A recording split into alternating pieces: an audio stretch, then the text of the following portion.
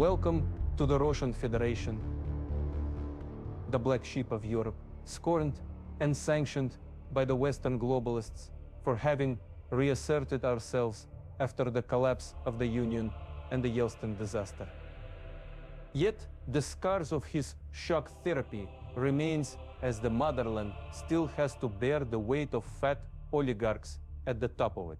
But with God and the Orthodox faith at our side, our determination shall remain firm, and our great army remains stronger than ever for anyone who come to us sword in hand. This also applies to those inside who forget where their place lies within this system, all of this fueled and alimented by the vast amounts of black gold and other resources beneath our soil, shaping the Russian dream. On the political scene, this is incarnated by United Russia, a moderate right-wing party that has been in power for decades. It thus stands for the status quo, along with a preservation of national sovereignty, though many have criticized it for merely being a group of yes-men for Putin and the oligarchs. To its right stand the Liberal Democratic Party, that, as if that name was a joke, is actually an populist, nationalist organization centered around the cult of personality of their leader, Chernovsky, being often compared to Trump. Although much more radical, he has promised multiple times to make Russia a great empire again. And to the left stand the Communist Party, born of the ashes of the party that ruled the USSR. And although many, even among the left, sees it as nothing more than an outdated relic of the past, it, along with the legacy of the union it carries, never ceased being a powerful force within the country. To those three visions must be added countless other that are too small or antagonistic to enter the Duma, such as the liberals. The COVID-19 pandemic is starting to spread to our country. We should act quickly to contain it before too many die of easily preventable causes. Zyuganov, the communist leader, has recently announced his intention to revive the Red Belt, a group of regions that historically had massive support for the party, almost bringing communism back to power in 1996 against Yeltsin. But after all those years, and Putin's popularity still going strong, it remained doubtful if this endeavor will be successful. However, Dear President, I invite you to closely monitor the internal situation of the United States. Its fading unipolar hegemony, the consequences of the oil crisis, and increasing political polarization both to the left and the right are all pushing the country to a point of non-return. Many await with fear the upcoming elections as both Democrats and Republicans view each other as existential threats and rumors of an upcoming civil war get louder. Were it to actually happen, we should prepare ourselves to face a desperate Europe.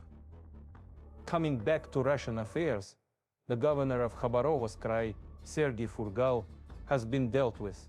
We just recently found out that he had connections to a series of murders in the 2000s, leaving us no choice but to remove him from his post and arrest him. But sadly, the public does not trust our impartiality and have staged protests initially limited to the Far East, most preeminently in Khabarovsk city itself, before spreading to the rest of the country. Protests are also erupting among our Belarusian brothers, although those are quite different in origins.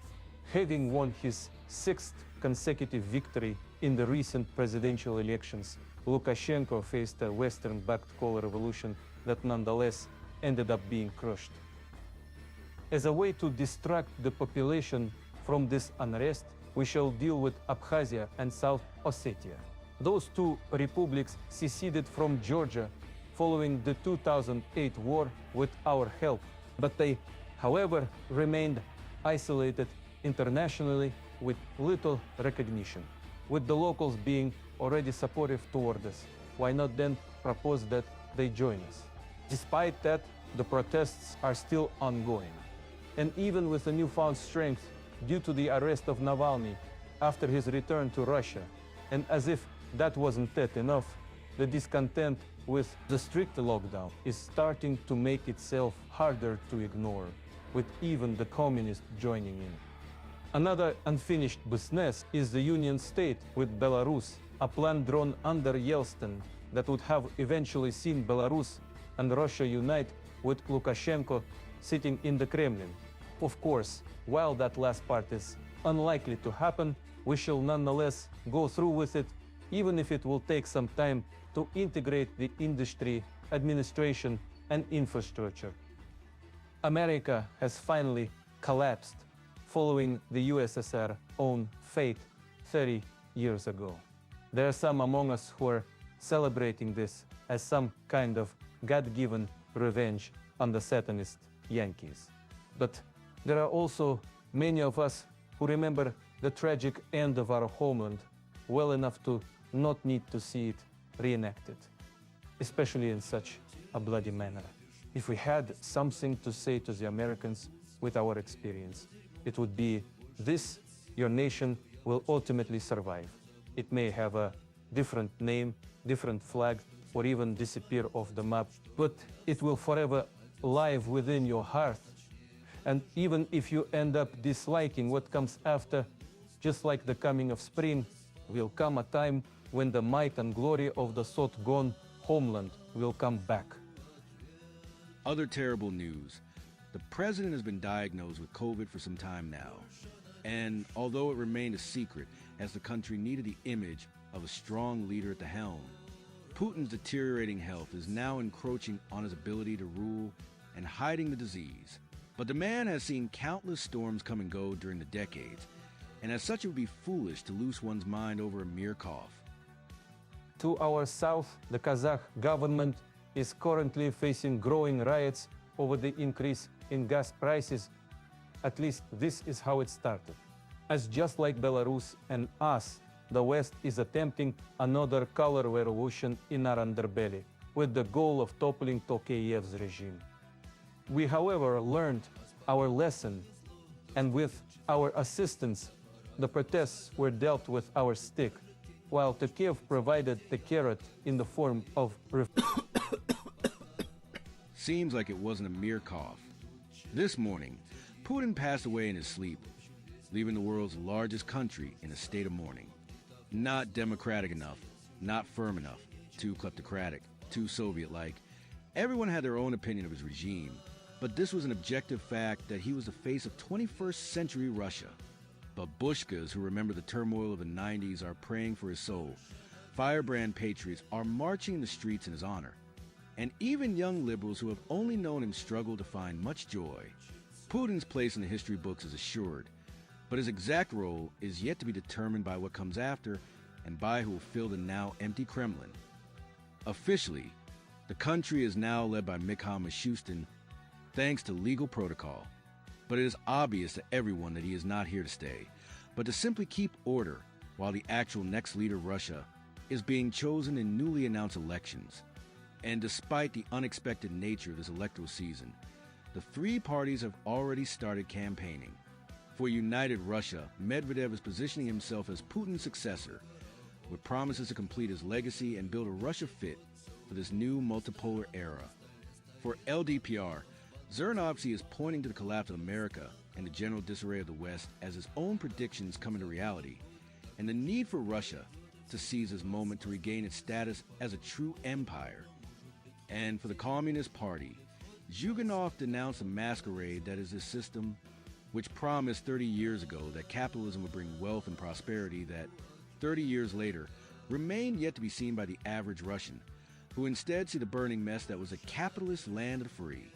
Meanwhile, beyond the Amur River, socialist China is stronger than ever and wiping out poverty. The Soviet Union may have lost the Cold War, but not by much, and certainly not ideologically, as many would like to claim. Kadyrov, as well as most bureaucrats within the establishment, have pledged more or less openly their support to Medvedev and the continuity he would bring. Meanwhile, the Communist Party benefit from the support of the Red Belt, as well as the support of a just Russia. For LDPR, the party of pensioners have urged their voters to give their vote for Chernovsky, pointing to his help for the elderly. And then came Election Day, which ended with the entire world in shock, as the winner was revealed under the red skies of dusk to be no other than the Communist Party. It is hard to find words fit to describe the importance of this event in the exact place where, a century ago, the fire of communism was lit for the first time. Yet news outlets across the world are trying in every language and tone, be they Europeans livid at the idea of a revanche to the Cold War, without America or Chinese congratulating the return of their northern camarada. The specter has returned, more terrifying than ever. Our first act shall be to officially dissolve this Russian Federation created by Yeltsin and his oligarch friends against the people's will and restore the Russian Soviet Federative Socialist Republic. The second one is to dissolve United Russia, which for years has been nothing but Putin's glorified and corrupt clique. Its members shall face justice for all their abuses and machinations. This had the side effect of ending multiple smaller parties that were effectively sustained by United Russia in order to split the votes. Many activists of those parties ended up joining and even among the broader anti-establishment left that wrote us off as false opposition, most are changing their mind and giving up their attempt at creating a so-called real revolutionary party. The second one is to do away with the 1993 Constitution and create a brand new one, based democratic centralism, that shall be the basis of a modern socialist republic, along with the return of the old RSFSR flag and the restoration of the Supreme Soviet. As we continue to dismantle the old criminal regime, it is natural that all who were thrown in jail by it for merely standing up for their rights be released. This led many of them to return to politics and even run in the coming parliamentary elections of the Supreme Soviet. On the question of the infamous oligarchs, the putrid hearth of the now deceased Federation, as much as it would be satisfying to simply rip it out like they stole the people's wealth in the 90s, they have embedded themselves way too deeply in the economy for it to be possible. So while we will nationalize all the key sectors, they shall be compensated with government bonds and the possibility to remain in management with some bonuses. This will still not prevent many of them from leaving, however, and they will not be missed. With the parliamentary elections done and the foundations of our new Soviet Republic consolidated, we can now finally start, or shall we say restart after 3 decades, the monumental task of socialist construction. The first 5-year plan, aiming, fighting, remaining inequality, restoring social protections, and raising standards of living already having begun. Restoration should also be applied to the legacy of the Union most of us were born in. And there is no reason apart from reactionary slander as to why our cities shouldn't bear names honoring great heroes, such as Kalinin, Leningrad, and finally Stalingrad. Being the world's largest wheat exporter, the 5-year plan couldn't let such an important field as agriculture untouched, especially when the average farmer is struggling to make ends meet. Helping them improve productivity with new equipment, redistributing the land, and revitalizing the small villages is only the beginning. For after all, what else does the sickle in our symbol stand for? But while we are rebuilding socialism at home, there are multiple revolutionary bastions across the planet that have survived the death of the old socialist world and the ensuing imperialist onslaught. And now that those very imperialists are in disarray following the collapse of their leader, there is no better time to call on all of the globe's progressive forces to build an alternative to this unipolar capitalist madness. We have already sent aid and men to socialist forces in Latin America and Africa to great effect. But now we shall increase international solidarity to a new stage with the Association of Democratic States to coordinate leftist cooperation on many fields, including ideology. It will also serve as a basis for re-establishing the Comecon, allowing us to be less economically reliant on Europeans who despises us. Yet, it would be wrong to write off an entire continent as a den of reactionaries, as the Western Balkan statelets have just been reunified under the tricolor and red star of Yugoslavia. Of course, the relationship between both our previous unions were far from ideal, but in this new age, we cannot afford such petty disputes anymore. On that same note, it would be equally as wrong to just gloat at the fate of the American people while they're caught between their own imperialist war machine and fascist thugs. Especially given that on the West Coast, the various leftist forces have decided to form a united front to save the nation from the clutches of reaction and create an America that is actually by, of, and for the people. They shall receive all the help they need. Despite the appearances, and admittedly our own rhetoric, the official name of our regime is still Russian Soviet Federative Socialist Republic, with the 4 letters still being trapped in the history books and old monuments. Of course, there is a good reason for this, as we currently only control 2 of the 15 former SSR, yet communists don't conceal their aims, which would be obvious anyway, and thus we should start preparing for when the day comes. And with the Soviet legacy morphing into the Soviet present and future, the question of its most controversial aspects is being pushed on us by our opponents, especially the topic of Stalin. The man has been transformed by anti-communists into a monster responsible for the death of dozens of millions, and no better than Hitler, who he defeated, with even his successor Khrushchev denouncing him. And we do indeed recognize that mistakes have been made during that era, but also that the time has come for the wind of history to sweep away the pile of lies, cleaning the grave of the one who made the Union into a world power. After working on transforming the country, it is time to transform our own party into a real governing organ. To this end, the 29-party Congress was held, where new goals and directions were decided regarding socialist ideology in the 21st century. This new course, learning from the mistakes of Gorbachev, should be toward a socialism that is deeply proud of its motherland and never bow to Western temptations. Coincidentally, it happened not long before the election of a new pope, a hardline traditionalist, who dedicated his first pontifical speech to us of all people, repeating the same old tropes of godless communism that must be stopped with faith. We cannot help but laugh, as while the Catholics are still stuck in reactionary dogma, the Russian Orthodox Church are nothing but our good friends who know Marx's actual thought on the opium of the masses. Even more, if we actually look at the boogeyman anti-communist point to Stalin, did he not possess qualities akin to that of a saint? Did he not bring salvation to hundreds of millions from the pagan Nazis? Was he not well versed in Christianity himself? Many will call this madness, but where were they when Nicholas II the Bloody was given the title of saint by the Yeltsinite clergy? Why shouldn't Stalin not instead deserve it? These developments left many even within our camp uncomfortable. What is this, if not an open cult of personality? They argue, doesn't this go against traditional doctrine? And they would be right, as a new one is being synthesized. We cannot and should not be an exact copy of the Union of old. That being said, we did not give up on our goal of restoring it.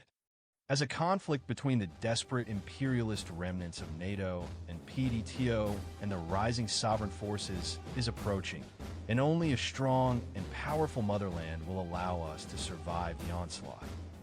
First step, the Union state with Belarus done under Putin must be pushed even farther into full integration. Next one is to consolidate the Donbass, which for years has been on the front lines against the Banderites. The two republics shall be merged and form the basis of a future Soviet Ukraine. It seems like the Kiev regime and their masters in the West have taken notes of our moves and are preparing themselves for a preemptive confrontation, meaning our time is running low. The population of the Transnistrian statelet, which is itself a remnant of the Moldovan SSR, is quite favorable to us, leading to a quick and easy reintegration once the kleptocrats have been ousted. Then on the three Caucasus countries, Georgia agreed to rejoin peacefully, quickly joined by Armenia, both signing the Tbilisi Declaration. Azerbaijan, on the other hand, has to be dealt with militarily. Finally, there is the matter of Central Asia. Unification process has been seamless, with all 5 stand countries signing the Tashkent agreements. As our union is progressively put back together piece by piece, on the other side of the Atlantic, our American comrades have forged their own with fire, blood, and our help. Few believed it would be possible to save the Republic of Washington and Lincoln from the empire of Kissinger and Bush, yet the Jacobins just achieved this, while bringing a promising future to the country devastated by the Civil War. The only ones left, and not the least, are Ukraine and the Baltic states. Being by far the most hostile to us, they have underwent extreme desovietization, to the point of elevating fascist collaborators into national heroes, while erasing the legacy of their actual heroic saviors in the Red Army, and fomenting ethnic hatred against Russians. Trying to negotiate peaceful integration with them would be a waste of time, but while none of them would be able to resist our might by themselves, NATO assistance, very likely for Ukraine and guaranteed for the Baltics, would pose a bigger problem.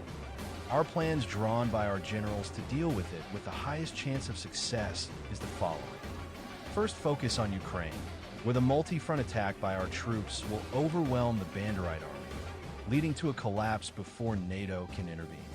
If, or rather when it joined the war, the goal will have to shift to inflicting a clear and decisive defeat to it, as it is doubtful that they will ever let us get away with the Baltics. This will require the occupation of the rest of Eastern Europe, starting with Romania, Bulgaria, Hungary, and Slovakia, as to take them by surprise. Only after those will be dealt with will we march on the Baltics, before going westward through Poland. This is the point where we expect the surrender to happen, as there is no way Germany would accept the humiliation of a second 1945. Our army is standing firm and ready, knowing that this will without a doubt be the largest conflict the world has ever seen since the Great Patriotic War. More than a war between soldiers, this is going to be a war between two classes. The proletarian masses of Eastern Europe, which have been exploited for decades to an ever greater extent, and the clique of financial capitalists in Brussels, vampirising the labor of an entire continent to fatten themselves.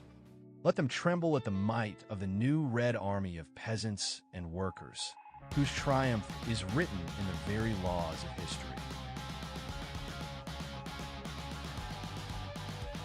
As foreseen, the Banderites have already failed to resist our initial onslaught. With their defenses in Kherson shattered, the road to Lvov left open, and much of their Donbass forces surrounded. Linking up with Moldova was relatively easy, as the enemy is plunged in utter confusion. Just as predicted, NATO has decided to step up and try to save their doomed Ukrainian public. For all their grand speeches, however, we know it will take time for them to actually mobilize, which was used to us to finish off the Kiev regime. Our next target is the ill-prepared Romania and Hungary, who did not expect the fight to come to them so quickly. As a result, we reached Bucharest and the Bulgarian border relatively easily. Surprisingly, Bulgaria was barely defended, allowing us to walk into Sofia nearly without firing a single shot. This was the moment chosen by Erdogan to betray NATO by leaving in its most dire moment. A cowardly action, but a welcomed one nonetheless, as we now don't have to worry about the Caucasus and the Black Sea anymore. In the north, the Baltic front has been relatively static, but this is about to change with an offensive aiming at surrounding Vilnius and Anther 1 blitzing into town. Yet our success so far isn't flawless or without mistakes, as the troops defending Kaliningrad have been defeated by Polish forces who are now occupying the city.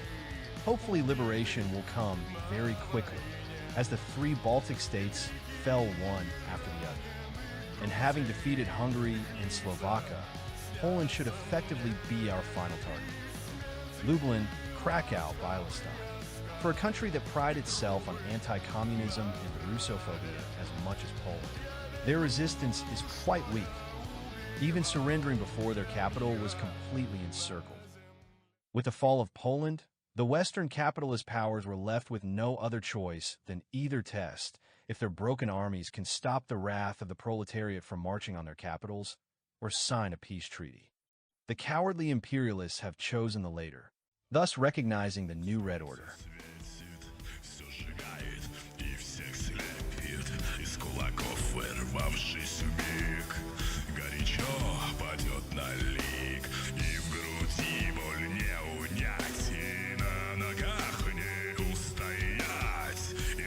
силы оно бьет, и громко мир отсчет начнет. И солнце с нами, и солнце с нами, всех ярче звезд оно сияет, не погаснет его пламя. И солнце с нами, и солнце с нами, всех ярче звезд оно сияет, и солнце с нами. But let's not drink too much vodka while we celebrate, as we now have to help and rebuild the new socialist regimes in Eastern Europe and make this new Eastern Bloc a solid and powerful one. On top of that, the newly reforged Union is still quite hot in some places, and it will take time and effort to consolidate it into cold steel. The most important of those hotspots are Western Ukraine and the Baltics, where reactionary partisans are doing everything to slow the inevitable integration of those regions. Not an inch shall be given to them to hide, and the local masses will be shown that we are their comrades. Meanwhile, across the new Iron Curtain, the defeated capitalist powers struggle to heal their wounds and pay their debts, as they had hoped to pay those back by plundering our motherland. In Greece, the regime has collapsed in a civil war opposing the fascist Golden Dawn movement and leftist forces. As much as the latter deserve all our help, the exhaustion of the war and the consolidation of our new territories are taking up all our resources. At least, we do not have to worry about the other side funding it, thanks to NATO being dissolved. But this dissolution and the defeat against us were only the beginning, it seems, as it is not just Greece, but all Western Europe that is experiencing upheavals, coups, and civil wars. The capitalist system finally broke, pushing the revolutionaries to action, but most worryingly, triggering the reactionaries' fury, be they jingoistic militarists, rabid ethno-nationalists, or simply madmen. The dark clouds hovering above Europe are not going to scatter anytime soon. Due to these threats and our new sphere, the Collective Security Treaty Organization effectively became an outdated relic of dead regimes. A new military alliance shall be made for the preservation of European socialism, one that should model itself after the Warsaw Pact of old. But the Minsk Treaty Organization will not fall into the same traps that led to its stagnation, however, as each nation will be allowed to have its own vision of socialism, without being reliant on us. At the same time, the nations on the other side of the Iron Curtain are forging their own pact of steel, a dark resurgence of NATO freed from its liberal veneer, exposing its ugly face as the new Axis. With the fascist rebels in our western territories finally crushed under the people's hammer, the moment has come for all Soviet citizens to participate in the first Union-wide election, finally ending that provisional government that kept the seats warm after the end of the war. It is the least to say that our actions for the past years have been impressive, from the legendary reformation of the USSR to the complete liquidation of the oligarchs. And so it is no surprise that the people of the Union choose, yet again, the party of the working class to guide them. But there remains the question of who shall guide the party. We are no longer just an organization for the Russian nation, which is now just a single half of the Union's population, thus doubling our possibilities with new viewpoints we would have found unorthodox. One such candidate from a non-Russian SSR is none other than Alexander Lukashenko. That, while associated with old Federation, nonetheless managed to shield Belarus from the shock therapies that ravaged Eastern Europe in the 1990s and never seriously distanced himself from the Soviet legacy. On top of that, there is the Union State Agreement that did stipulate that Lukashenko would take over. Even if the treaty's legitimacy is now dubious, it is still a great opportunity to bring his experience in. One of the first things we shall do is take out the trash that is accumulating in the ministries and the bureaucracy, where many idiots are using our victory as a pretext to start slacking at work. He who doesn't work shall not eat. Why is that so hard to understand? They shall constantly be reminded of this and stop acting so mighty. Generally, more sweeping changes are coming. Before the war, the party was working on a new ideological doctrine for 21st century communism, meant to correct the historical nihilism and Occidentalism that infected the old Union. Incorporating the strength and discipline of the North Korean Jusha, Stalin's industrialization policies that build up the material foundations of the country, Orthodox Christianity, which built up its spiritual ones, without neglecting the common people in the rural areas, with a good dose of agrarianism and populism, it is indeed quite the thing. It may sound like a bunch of sheets of bubble bullshit, but in fact it can easily be understood like this. This country belongs to its people by the will of God, and we will do everything to protect it and make it great.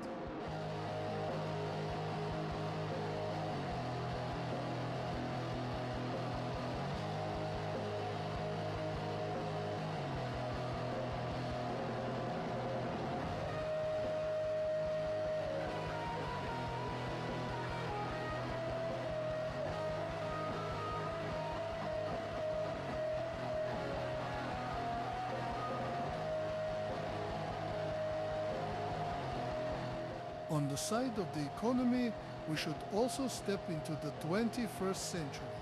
Planning won't be done by nerds doing math anymore, instead it will now be done by nerds doing computer stuff. If only we did that during the old days, we wouldn't have to deal with that stupid 30-year mess. Yet at the time, our bureaucracy and planning was too stagnant to adapt to the new tech. Suffice to say, it is no longer the case, as much of our bureaucracy itself is now AI tech. Say hello to our new economy minister, Glashkov AI. Hello everyone, this is Blushkov AI, but you can call him Pravda, servant of the people. It is important to keep in mind that it is not just the West that is aiming their weapons at the core socialist war, but also the PDTO on the shores of the Pacific, having China in their crosshair.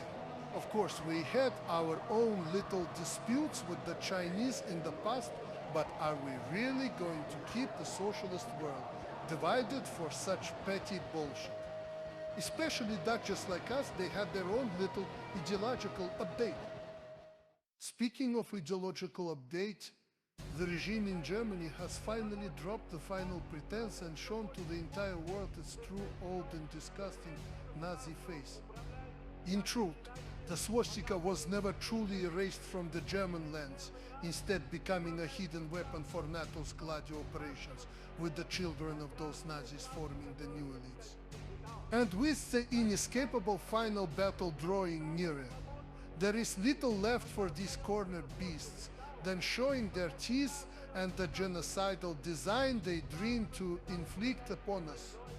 But we remember well, this will be the third time in a century that the Europeans will come to rampage our lands. Each time we prove to be the stronger side, but also mistakenly thought that forgiveness was also part of that strength, sowing the seeds for the next time. An eternal cycle of war, which, as Mao said, can only be abolished through war. And since they want the Totalkrieg so much, we will give them exactly that. No more partitions, curtains, or Cold Wars. We shall re-enter Berlin, cross the Rubicon into Rome, avenge the Communards in Paris, and give the Windsors the same treatment as their Romanov cousins. This time Europe, no. All of Eurasia shall be red.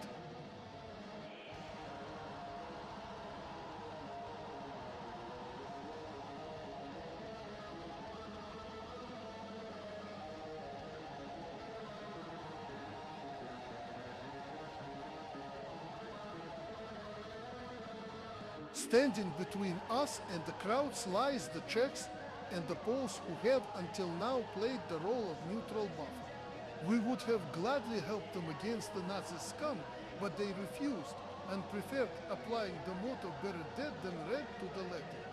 The first reports are unanimous. In every battle along the front line, the Red Army is outmatching the brown shirt thugs, with the first major victory being the encirclement of Vienna and its siege, and the next one being the reaching of the Aegean Sea in the Greek theater, cutting the enemy armies in half.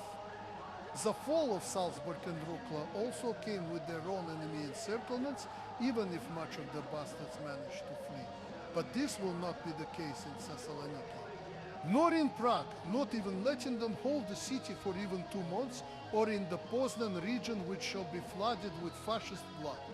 Meanwhile, we are starting to march ever more deeply into Italy and Greece, their lines either fragilized or already shattered by our might, causing the Hellenic state to become the first link in the fascist alliance to be broken. So much for the so-called heroic Spartans.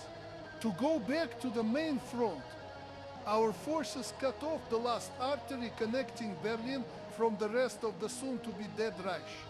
Within the blasted carcass of the city, scenes nearly 90 years old were reenacted by the grandsons of the heroes and monsters of 1945.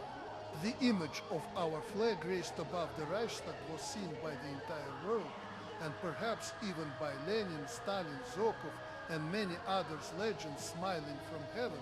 Yet one scene missing is Franz following his leader, as he instead cowardly fled westward, thinking he can escape the wrath of the Soviet proletariat he himself provoked, with the enemy morale utterly crushed.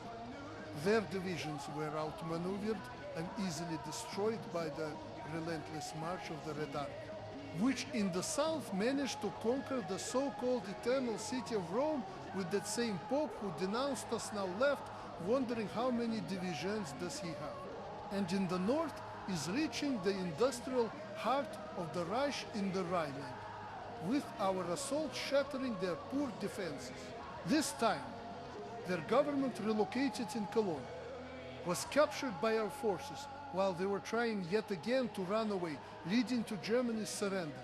But we are not satisfied yet.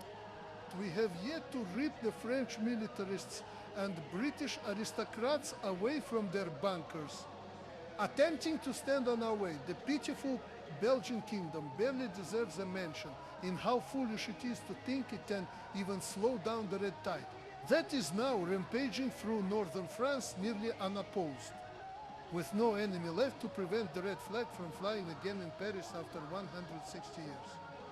Most of the French army is in the Alps, trying to hold back our southern forces with no success, as our T-14 tanks are now crossing the Rhone. The British workers have just launched a revolution against their petty tyrant, with the reactionary regimes of Europe being swept away one after the other and most of the British army destroyed. It was inevitable that the heirs of Cromwell would use the opportunity. We should provide them with all our support, especially now that the Petanis have surrendered, leaving the perfidious king as our last enemy. Thankfully, the revolutionaries have accepted our aid and invited us on their island to do what both Napoleon and Hitler failed in March on London.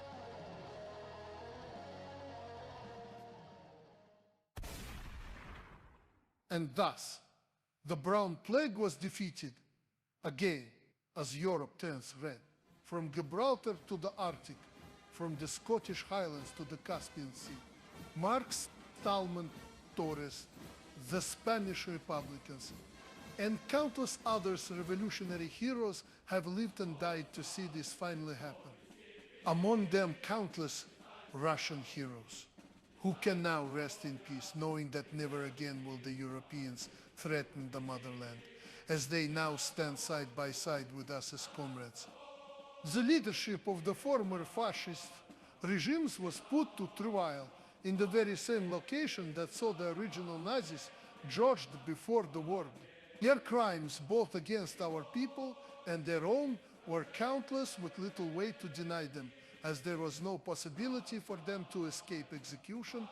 We thought we would get to see some Cope ravings about how the West has fallen and millions must die. But surprisingly, they have accepted their defeat in silence, the repetition of history seemingly having broken their resolve. Good riddance. But the war isn't over, and to say the contrary would be the greatest insult to our Asian comrades who are still spilling blood and going through fire in their struggle against the PDTO, the final bastion of imperialist resistance on this planet. China, the other great communist hegemon, the Democratic People's Republic of Korea, our ideological inspiration, and all the other EAD allies will receive far more than mere material support. The Red Army and the PLA will fight together, and while Japanese militarism was merely put to sleep by the American imperialists in 1945, we are going to wipe it off the face of the earth.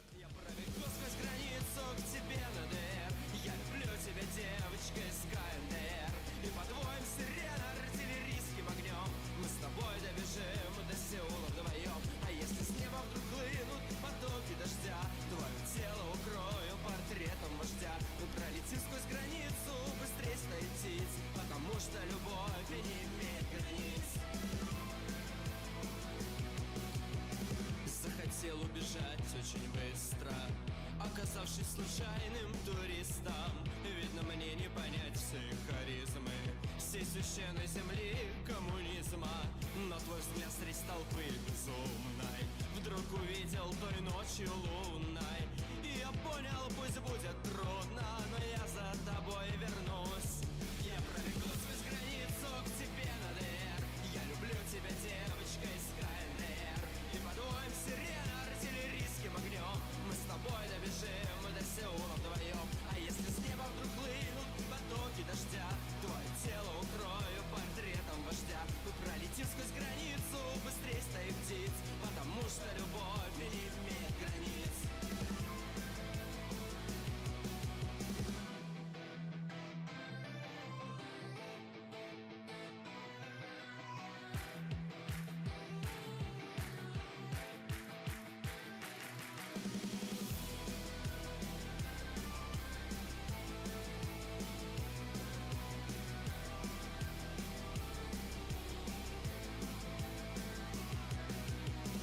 Верю, перевернутся страницы, и однажды все рухнут границы, и навек все мечты станут былью. Ты расправишь помятые крылья, а пока за окном вечереет, я лечу первым рейсом в Корею, потому что никто не смеет решать, кого нам любить.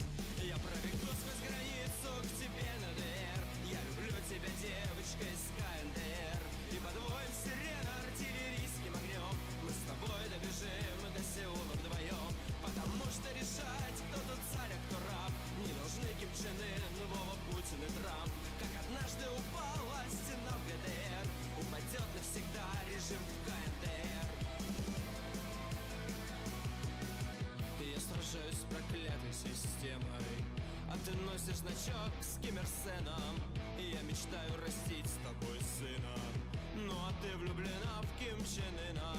Я хочу написать тебе строчку, но в Пхеньяне нет заблочен. Но я верю, однажды точно встретимся мы с тобой. Я пробегу сквозь границу к тебе на ДР. Я люблю тебя, девочка из КНДР. И подвоем сирена артиллерийским огнем мы с тобой добежим до Сеула вдвоем. А если с неба вдруг хлынут потоки дождя, твое тело укрою портретом вождя. Мы пролетим сквозь границу быстрее стаи птиц, потому что любовь не имеет границ.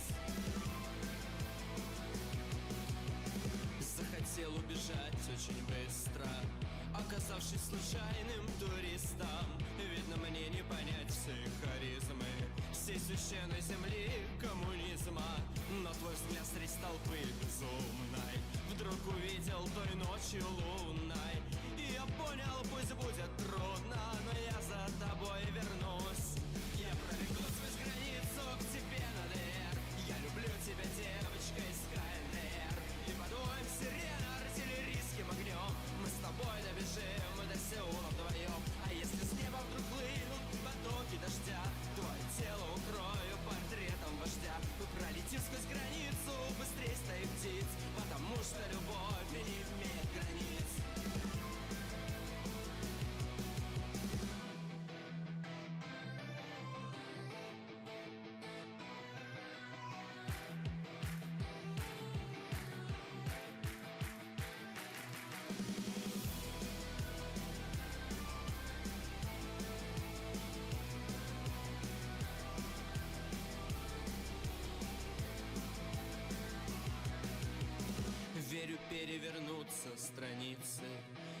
однажды все рухнут границы, и навек все мечты станут былью.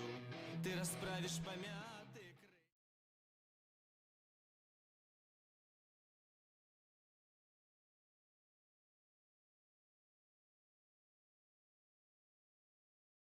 The First World War was followed by the birth of the Soviet Union with a population of 200 million. The Second World War was followed by the emergence of the socialist camp with a combined population of 900 million. If the imperialists insist on launching a third world war, it is certain that several hundred million more will turn to socialism, and then there will not be much room left on earth for the imperialists. It is also likely that the whole structure of imperialism will utterly collapse.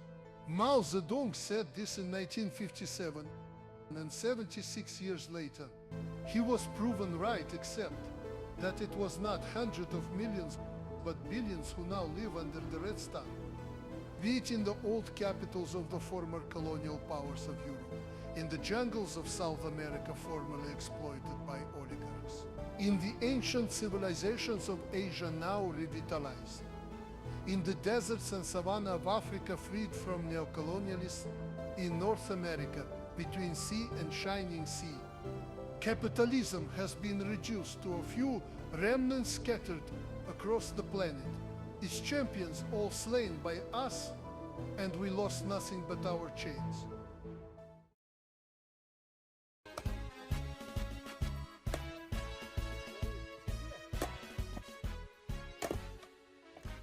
Don't forget to like and subscribe